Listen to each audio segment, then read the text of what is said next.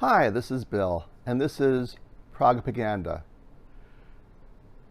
In our recent episodes on this channel, we've been reviewing the 25 Proto-Prog albums, 25 albums that we have identified as being influential and foundational to the genre that's come to be known as progressive rock.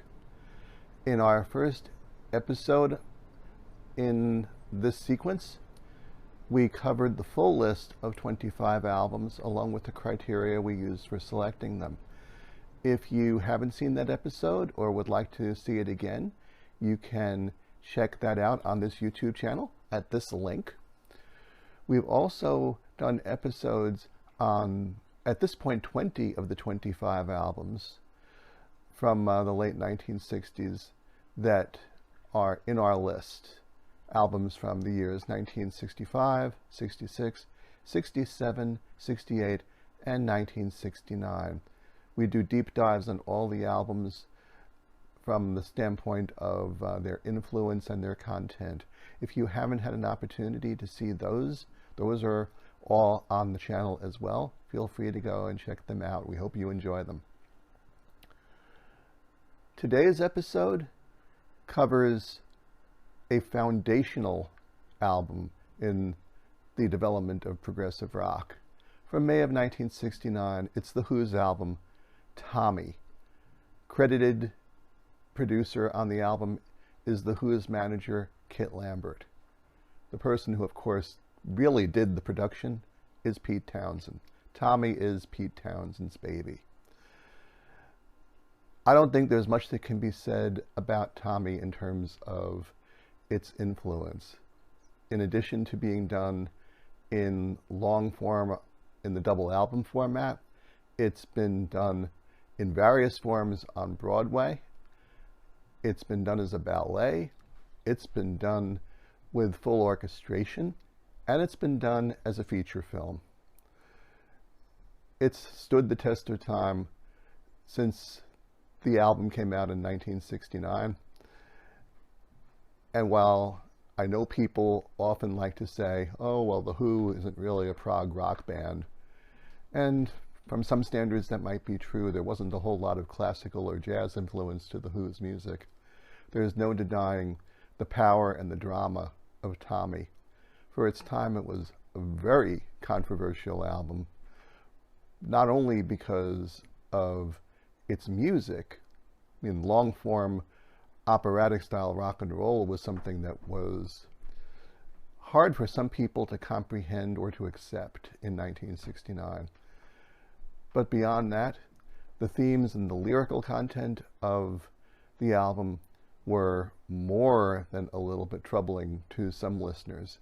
In the course of the storyline of Tommy, the listener is by turns assaulted with murder, child abuse, bullying, drug abuse, hero worship, and ultimately religious charlatanism. These were heady topics for rock and roll music in 1969, and as a result, other than for the singles released from the album, Pinball Wizard and I'm Free, Tommy didn't find its way to radio all that often. And it's a pity, because it is a fantastic record. It's not without some lapses in judgment. I mean, things like, the showcase for Keith Moon, Tommy's Holiday Camp, probably could have been omitted. But most of the content here is essential to the plot line and is wonderfully carried out. Pete Townshend is at his best on guitar.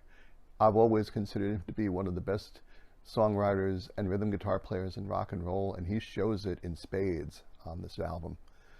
Roger Daltrey's singing is first rate. John Entwistle's musicianship on the bass and on the French horn, which cannot be ignored in the overture particularly, is wonderfully done. Keith Moon holds his tendency to overplay in check. He is dramatic without being off the charts showboaty on this album. Overall, it's a wonderful performance, and I won't say if you haven't heard it, listen to it, because if you're on this channel, you must have heard the album.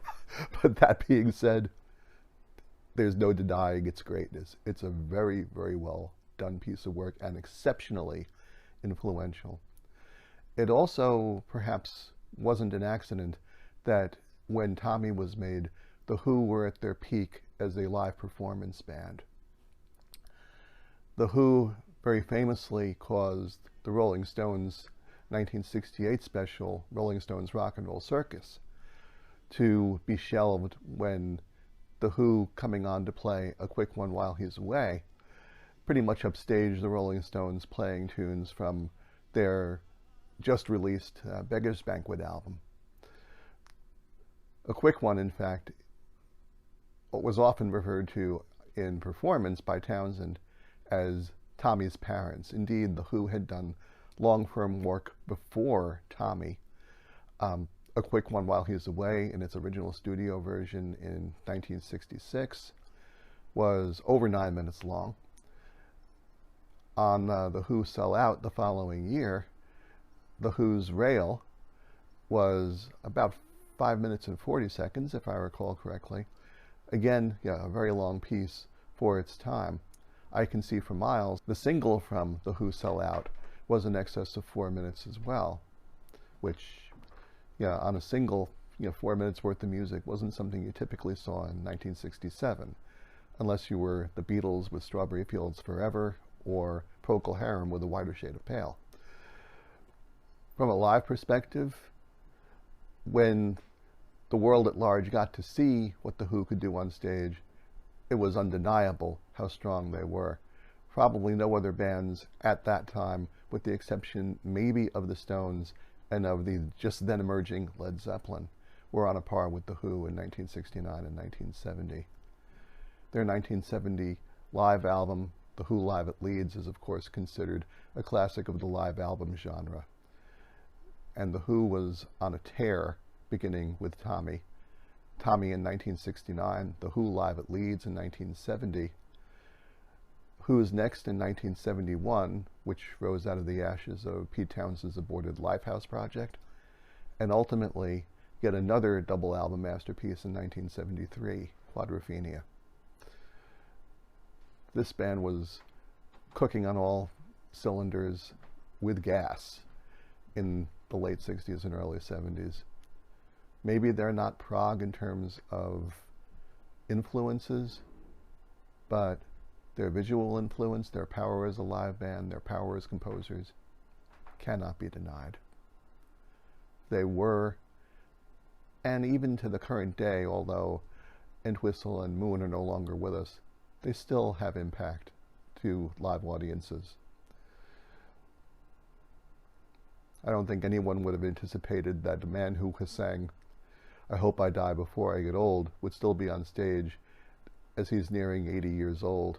But Pete Townshend and Roger Daltrey bring the goods even today. Terrific stuff, to be sure. That's all for this episode. I'll keep things short on this one, given that this material is very well known, very well understood.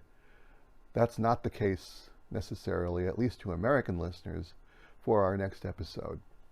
Our next album covers a terrific Hammond organ-driven band that was active from 1967 through 1970. Brian Auger and the Trinity, with their singer Julie Driscoll. Their double album, Street Noise, is next on our list.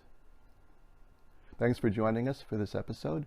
By all means, click like, subscribe to the channel if you like what you see.